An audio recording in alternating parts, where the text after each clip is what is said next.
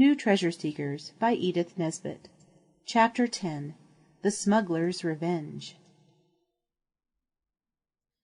The days went on, and Miss Sandal did not return. We went on being very sorry about Miss Sandal being so poor, and it was not our fault that when we tried to let the house in lodgings, the first lodger proved to be a lunatic of the deepest dye. Miss Sandal must have been a fairly decent sort, because she seems not to have written to father about it. At any rate, he didn't give it to us in any of our letters about our good intentions and their ending in a maniac.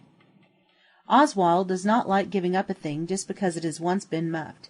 The muffage of a plan is a thing that often happens at first to heroes, like Bruce and the Spider and other great characters. Besides, grown-ups always say, if at first you don't succeed, try again. And if this is the rule for Euclid and the rule of three and all the things you would rather not do, think how much more it must be the rule when what you are after is your own idea, and not just the rotten notion of that beast Euclid, or the unknown but equally unnecessary author who composed the multiplication table. So we often talked about what we could do to make Miss Sandal rich. It gave us something to jaw about when we happened to want to sit down for a bit in between all the glorious wet sandy games that happened by the sea. Of course, if we wanted real improving conversation, we used to go up to the boat-house and talk to the coast-guards. I do think coast-guards are A1.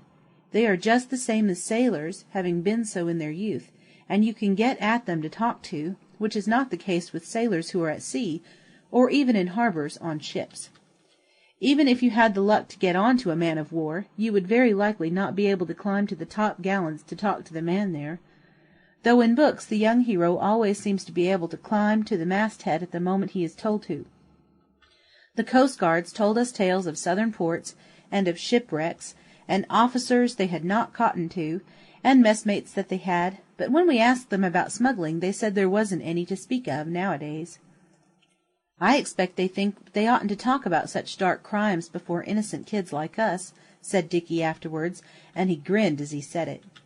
"Yes," said Alice. "They don't know how much we know about smugglers and bandits and highwaymen and burglars and coiners," and she sighed, and we all felt sad to think that we had not now any chance to play at being those things. "We might play smugglers," said Oswald. But he did not speak hopefully. The worst of growing up is that you seem to want more and more to have a bit of the real thing in your games. Oswald could not now be content to play at bandits and just capture Albert next door, as once in happier days he was pleased and proud to do. It was not a coastguard that told us about the smugglers. It was a very old man that we met 2 or 3 miles along the beach. He was leaning against a boat that was wrong way up on the shingle, and smoking the strongest tobacco Oswald's young nose has ever met. I think it must have been Black Jack. We said, "How do you do?" and Alice said, "Do you mind if we sit down near you?" "Not me," replied the aged seafarer. We could see directly that he was this by his jersey and his sea-boots. The girls sat down on the beach, but we boys leaned against the boat like the seafaring one. We hoped he would join in conversation, but at first he seemed too proud. And there was something dignified about him, bearded and like a Viking, that made it hard for us to begin. At last he took his pipe out of his mouth and said, "Here's a precious Quakers' meeting. You didn't set down here for just to look at me." "I'm sure you look very nice," Dora said. "Same to you, miss, I'm sure," was the polite reply. "We want to talk to you awfully," said Alice, "if you don't mind." "Talk away," said he. And then, as so often happens, no one could think of anything to say. Suddenly Noël said, "I think you look nice too, but I think you look as though you had a secret history. Have you?" "Not me," replied the Viking-looking stranger. "I ain't got no history, nor geography neither. They didn't give us that much schooling when I was a lad." "Oh," replied Noël, "but what I really meant was, were you ever a pirate or anything?" "Never in all my born," replied the stranger, now thoroughly roused. "I'd scorn the haction. I was in the navy, I was, till I lost the sight of my eye, looking too close at gunpowder. Pirates is snakes, and they ought to be killed as such." We felt rather sorry, for though of course it is very wrong to be a pirate, it is very interesting too. Things are often like this. That is one of the reasons why it is so hard to be truly good. Dora was the only one who was pleased. She said, "Yes, pirates are very wrong, and so are highwaymen and smugglers." "I don't know about highwaymen," the old man replied. "They went out afore my time, worse luck, but my father's great uncle by the mother's side, he see one hanged once. A fine upstanding fellow he was, and made a speech while they was a-fittin' of the rope. All the women were snivelling and sniffing and throwing bouquets at him." "Not likely," said the old man. "Women can't never shy straight. But I shouldn't wonder but what them posies heartened the chap up a bit. Afterwards they was all a-fightin' to get a bit of the rope he was hung with, for luck." "Do tell us some more about him," said all of us but Dora. "I don't know no more about him. He was just hung, that's all. They was precious fond o' hanging in them far away times." "Did you ever know a smuggler?" asked H.O. "To speak to, I mean." "Ah, that's telling," said the old man, and he winked at us all. So then we instantly knew that the coastguards had been mistaken when they said there were no more smugglers now, and that this brave old man would not betray his comrades, even to friendly strangers like us. But, of course, he could not know exactly how friendly we were. So we told him. Oswald said, "We love smugglers. We wouldn't even tell a word about it if you would only tell us." "There used to be lots of smuggling on these here coasts when my father was a boy," he said. "My own father's cousin, his father, took to the smuggling, and he was a-doin' so well at it, that what does he do but goes and gets married, and the preventives they goes and nabs him on his wedding day, and walks him straight off from the church door, and claps him in Dover jail." "Oh, his poor wife!" said she. "Whatever did she do?" "She didn't do nothing," said the old man. "It's a woman's place not to do nothing till she's told to. He'd done so well at the smuggling he'd saved enough by his honest toil to take a little public. So she sets there a-waitin' and attending to customers, for well she knowed him, as he wasn't the chap to let a bit of jail stand in the way of his station in life. Well, it was 3 weeks to a day after the wedding, there comes a dusty chap to the peal of bell's door. That was the sign over the public, you understand." We said we did, and breathlessly added, "Go on." A dusty chap he was, got a beard and a patch over one eye, and he come of an afternoon, when there was no one about the place but her. "Hullo, missus," says he, "got a room for a quiet chap?" "I don't take in no men folks," says she. "Can't be bothered with 'em." "You'll be bothered with me if I'm not mistaken," says he. "Bothered if I will," says she. "Bothered if you won't," says he, and with that he ups with his hand and off comes the black patch, and he pulls off the beard and gives her a kiss and a smack on the shoulder. She always said she nearly died when she see it was her new-made bridegroom under the beard. So she took her own man in as a lodger, and he went to work up at Upton's farm with his beard on, and of nights he kept up the smuggling business. And for a year or more no one knowed as it was him. But they got him at last. What became of him, we all asked it. "He's dead," said the old man. "But Lord love you, so's everybody as lived in them far-off old ancient days, all dead, preventives too, and smugglers and gentry, all gone under the daisies." We felt quite sad. Oswald hastily asked if there wasn't any smuggling now. "Not hereabouts," the old man answered, rather quickly for him. "Don't you go for to think about it. But I did know a young chap, quite young he is, with blue eyes, up Sunderland way it was.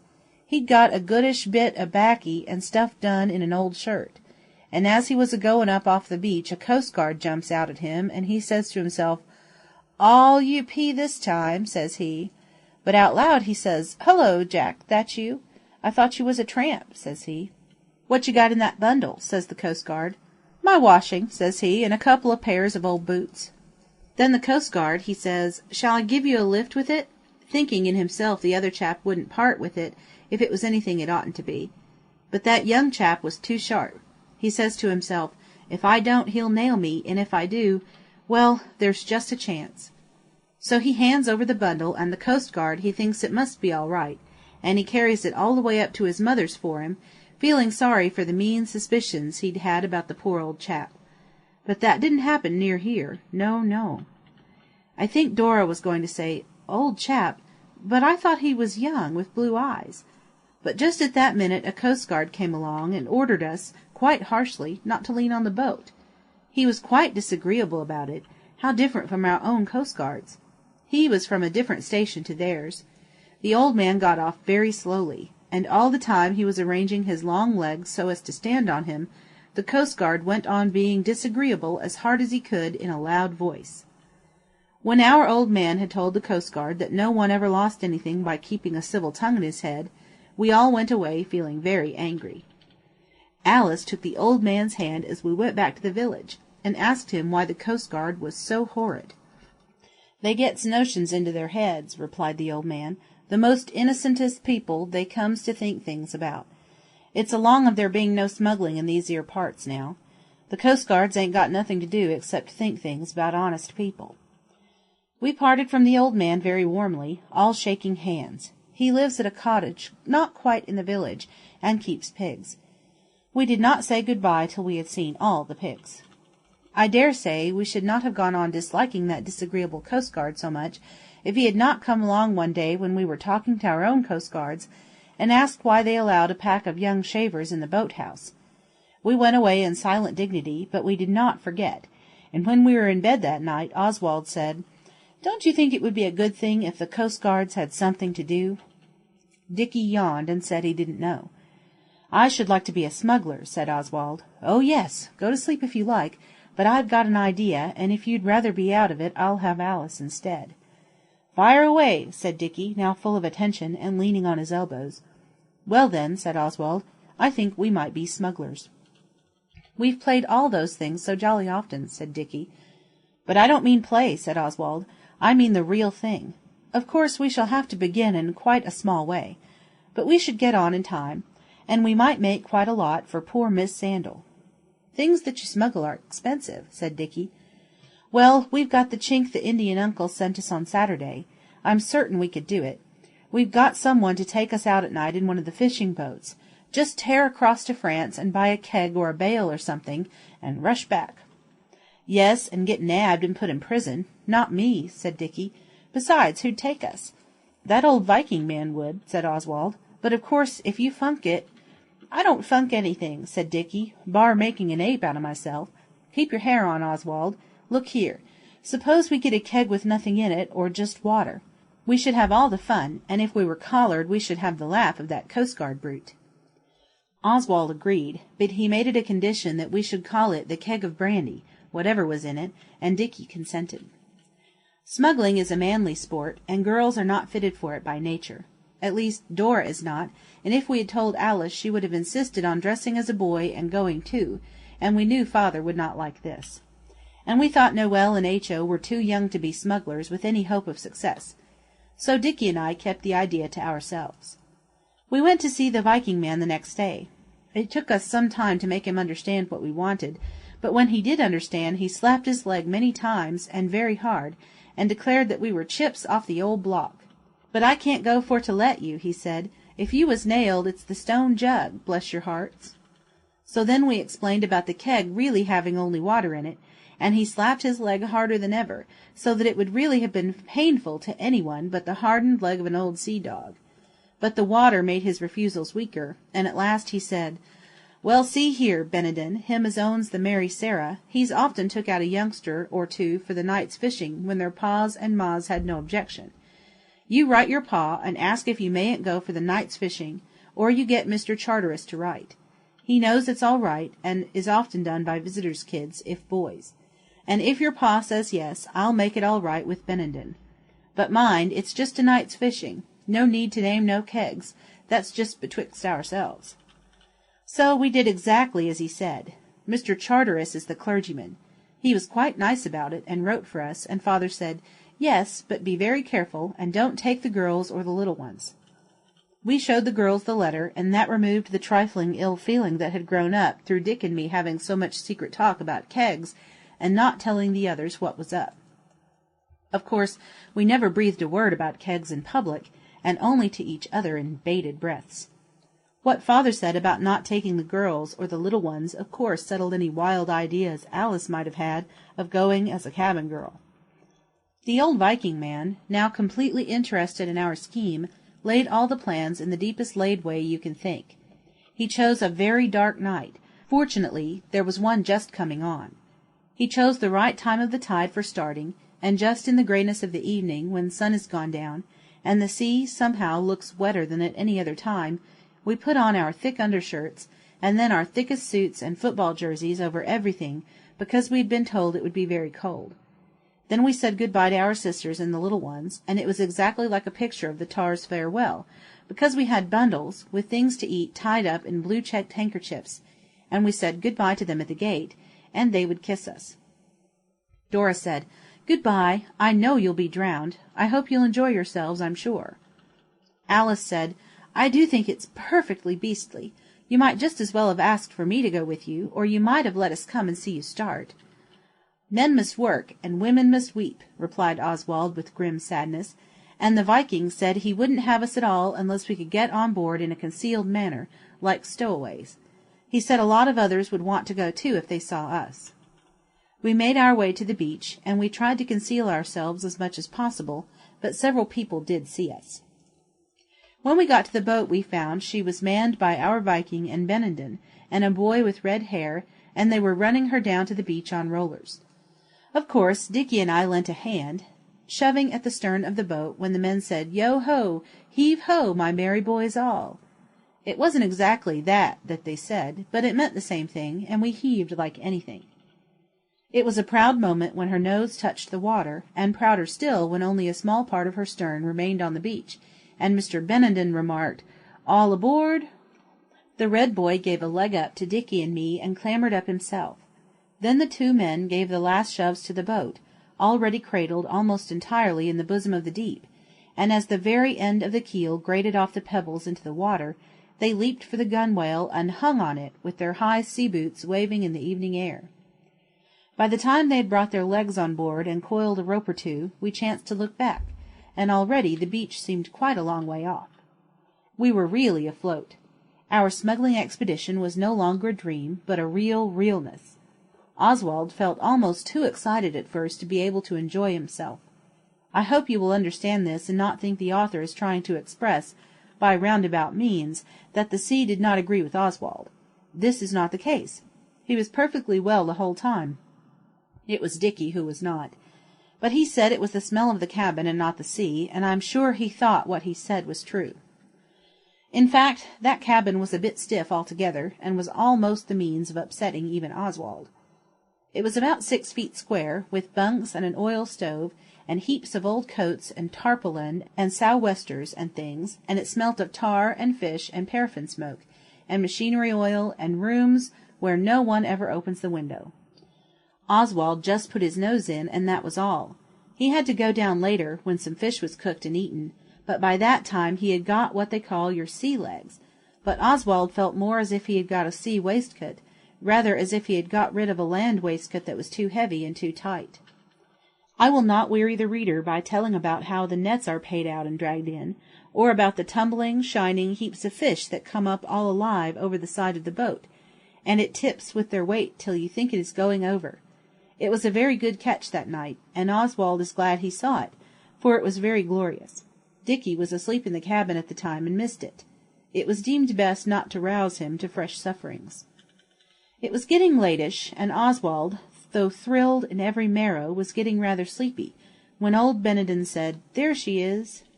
Oswald could see nothing at first, but presently he saw a dark form on the smooth sea. It turned out to be another boat.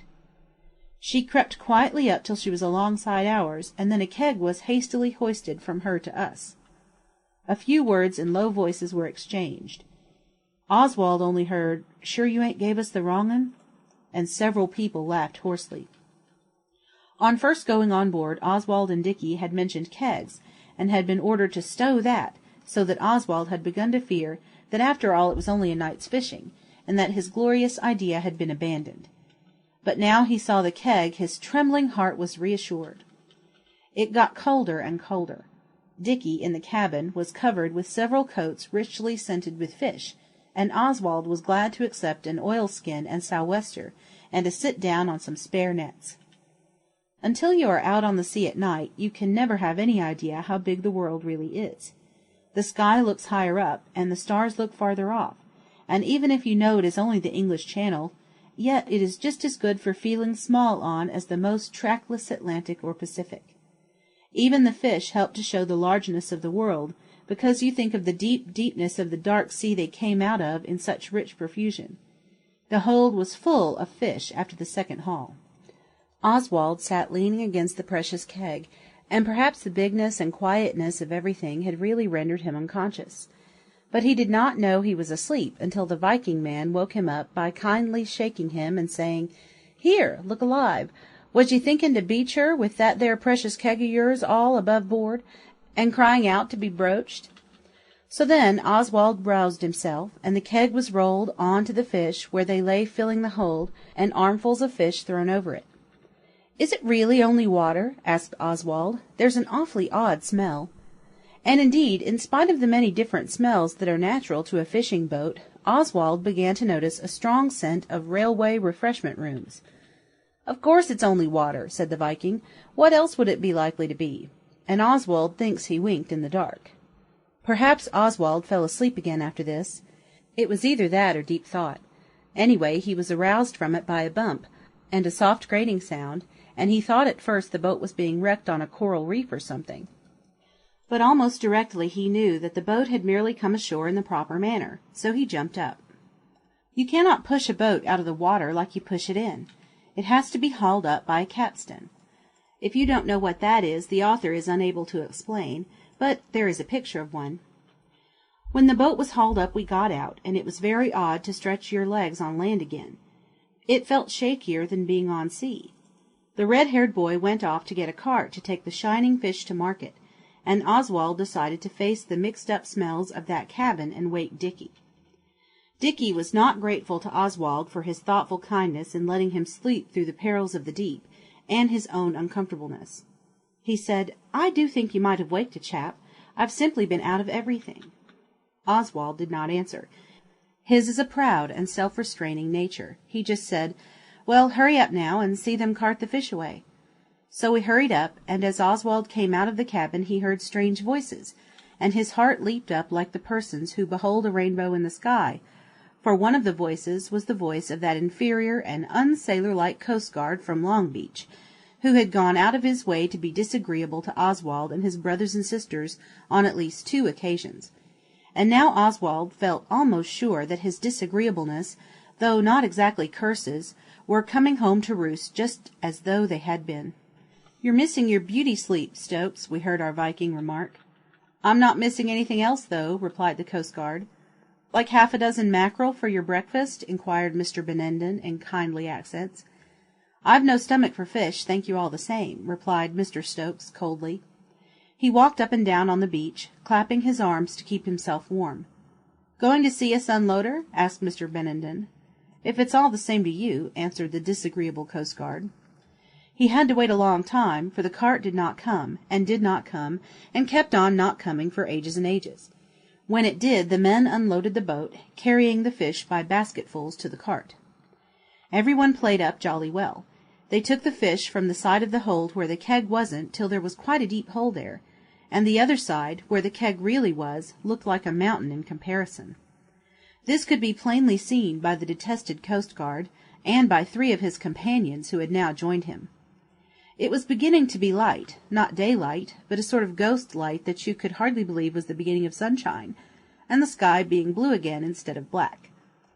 The hated coastguard got impatient. He said, "You'd best own up. It'll be the better for you. It's bound to come out along of the fish. I know it's there. We've had private information up at the station. The game's up this time, so don't you make no mistake." Mr. Benenden and the Viking and the boy looked at each other. "And what might your precious private information have been about?" asked Mr. Benenden. "Brandy," replied the coastguard Stokes, and he went and got on to the gunwale. "And what's more, I can smell it from here." Oswald and Dickie drew near, and the refreshment smell was stronger than ever, and a brown corner of the keg was peeping out. "There you are!" cried the loathed one. "Let's have that gentleman out, if you please, and then you'll all just come alonger me."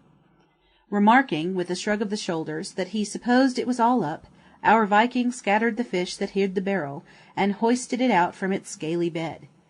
"That's about the size of it," said the coastguard we did not like. "Where's the rest?" "That's all," said Mr. Benenden. "We're poor men, and we has to act according to our means." "We'll see the boat clear to her last timber, if you've no objections," said the detestable one. I could see that our gallant crew were prepared to go through with the business.